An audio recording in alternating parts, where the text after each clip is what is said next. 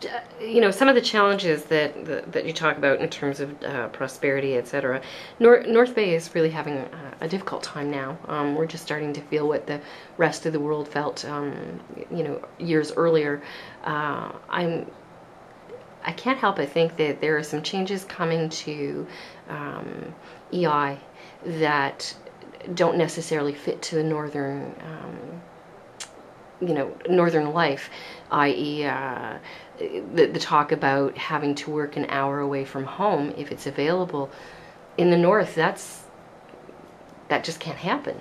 If people don't have vehicles, etc. How are you planning to work and see that these changes proposed fit to a northern lifestyle? Well, in my view, the best way to fight unemployment rather, is to create employment, and the best opportunity for anybody is to have a job. If you have a job, you're gainfully employed, you're able to put food on the table, have the odd vacation, you're able to put a roof over your head, and that's why I'm focused on growing the economy. And that's why I like to link government opportunities in terms of programming, government assistance plans with businesses that are here and businesses that want to come here, because in my opinion the best way to fight unemployment is by creating jobs. But it seems that the changes are going to be punitive to folks, and really in a northern lifestyle especially. Do you have the ear of the minister? Is she talking to you? Is he talking to you about how this can be changed? No, I think, with regard to unemployment and UI and everything, our government's philosophy is simple. We want to give people a helping hand up rather than a handout, and we want to design programs that help people get a hand up. If they're having difficulty finding employment on an interim basis, we want to give them a hand up, and that's what it's geared to. And you also talked about what Nipissing has done in terms of First Nations relations and growing that post-secondary. Idle No More is happening this week, and it's no secret that your government does not have a good working relationship with First Nations. What are you doing locally to help those relations?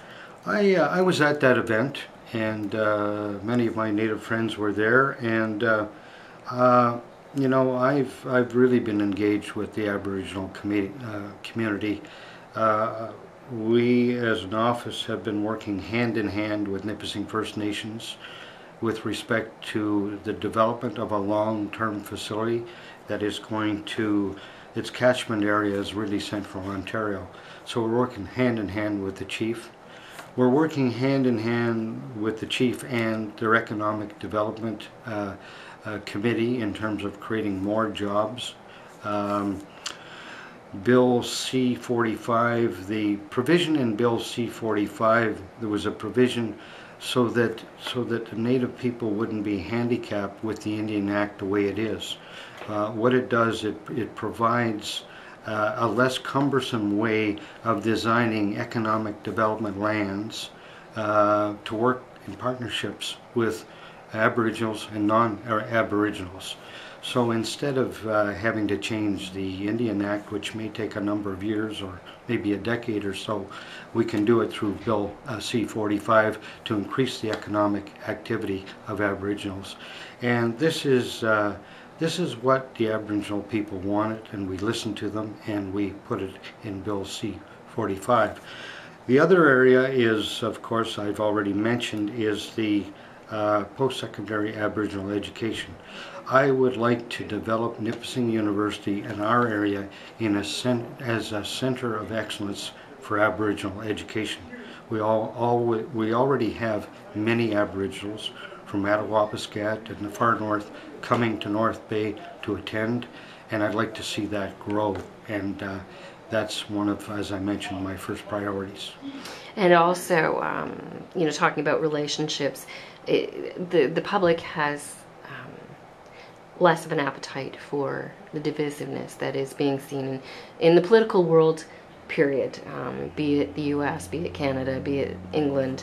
Yeah. What are you doing to enhance the relationships with your folks and your fellow colleagues across the floor? Well, I work hand in hand with all my colleagues. I'm that kind of a member. That's the way I've been through the 35 years that I've been a council member and a school board trustee. I believe in working with people. I'm working hand in hand with members of the NDP on the New Deal for Northern Ontario.